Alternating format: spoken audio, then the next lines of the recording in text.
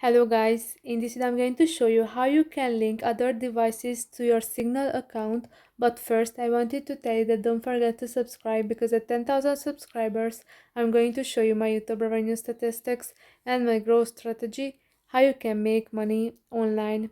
So after you have opened the app, then click on your profile, which is at the top left corner, and then you can see the linked devices.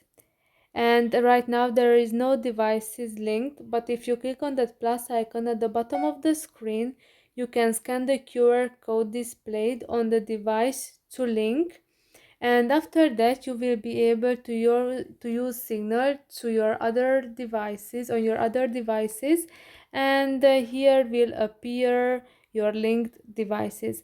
I hope this video was helpful for you. If it was, please consider subscribing, and see you in the next one. Bye bye.